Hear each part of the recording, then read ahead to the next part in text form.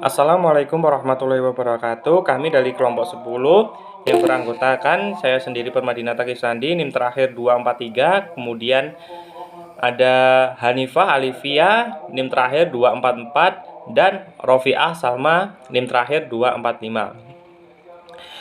Di sini kami ingin memberikan metode pembelajaran dengan judul pernikahan. Assalamualaikum anak-anak, gimana kabarnya?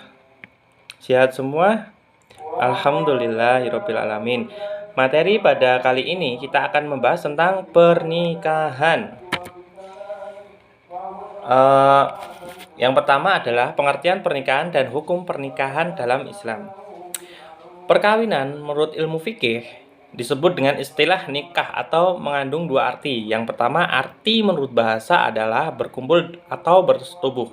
Kemudian, yang kedua, arti menurut hukum adalah akad atau perjanjian dengan lafal tertentu antara seorang laki-laki dengan seorang perempuan untuk hidup bersama sebagai suami istri. Kemudian, perkawinan dalam Islam ini bukan semata-mata hubungan atau kontrak, tetapi mempunyai nilai ibadah sebagaimana dalam KHI ditegaskan bahwa perkawinan merupakan akad yang sangat kuat untuk menaati perintah Allah dan pelaksanaannya merupakan ibadah sesuai dengan pasal 2 komplikasi hukum Islam. Kemudian ada syarat nikah. Yang pertama adalah laki-laki dan perempuan beragama Islam. Yang kedua, laki-laki bukan seorang yang mahram bagi calon istri. Yang dimaksudkan adalah kakak kandung atau adik kandung gitu. Tidak ada hubungan darah gitu ya. Kemudian yang ketiga, asal usul wali nikah jelas. Jadi wali nikah dalam pihak dari perempuan ataupun laki-laki itu jelas. Kemudian yang keempat, tidak sedang melaksanakan ibadah haji.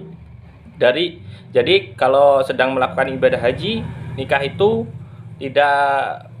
tidak boleh karena tidak ada dalam syarat nikah. Yang kelima adalah tidak ada paksaan. Kemudian yang selanjutnya adalah rukun nikah. Yang pertama, pengantin laki-laki atau suami. Kemudian pengantin perempuan atau istri. Kemudian ada wali. Wali ini dari perempuannya itu jelas. Kemudian yang keempat, 2 orang saksi. Jadi dalam pernikahan itu minimal ada 2 orang saksi. Kemudian yang kelima adalah ijab dan qabul. Jadi kalau mau melaksanakan akad itu ada ijab dan qabul. Itu saja dari saya. Bisa dilanjutkan pemateri yang berikutnya. Baik, materi selanjutnya yaitu mengenai mahram. Yang pertama itu adalah pengertian mahram. Mahram menurut bahasa berarti diharamkan, sedangkan menurut istilah adalah wanita yang haram untuk dinikahi. Jadi, pengertian mahram adalah semua orang yang haram untuk dinikahi untuk selamanya, baik itu karena keturunan atau persusuan atau karena hubungan pernikahan dalam syariat Islam. Nah, Muslim di Asia Tenggara ini sering salah menggunakan istilah mahram dengan kata muhrim. Padahal kata muhrim ini memiliki pengertian yang berbeda jauh dengan mahram. Kata muhrim ini memiliki pengertian yang berbeda jauh dengan mahram. Kemudian materi selanjutnya yaitu adalah pembagian mahram nikah. Mahram nikah ini ada 2. Yang pertama yaitu mahram mu'abad dan mahram mu'aqad. Mahram mu'abad adalah mahram yang tidak boleh dinikahi untuk selamanya. Bisa disebabkan karena yang pertama itu karena keturunan. Contohnya seperti ibu, anak, atau pada saudara perempuan. Kemudian yang kedua yaitu karena hubungan persusuan. Contohnya seperti ibu yang menyusui.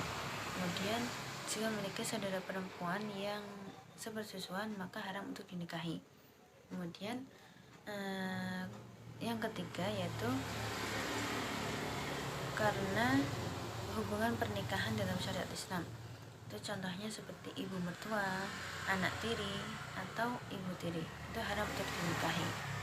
Nah, kemudian mahram yang kedua yaitu mahram mu'aqqad, yaitu mahram yang haram untuk dinikahi untuk pada kondisi tertentu saja. Nah, jika kondisi tersebut sudah hilang, maka menjadi halal untuk dinikahi. Contohnya yang pertama yaitu adalah perempuan pezina sampai ia bertaubat dan melakukan istibra.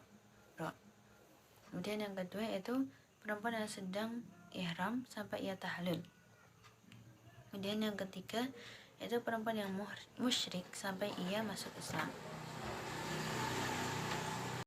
Yang selanjutnya yaitu ada macam-macam pernikahan terlarang. Nah, di dalam buku dan juga di dalam PPT itu ada 11 macam pernikahan terlarang.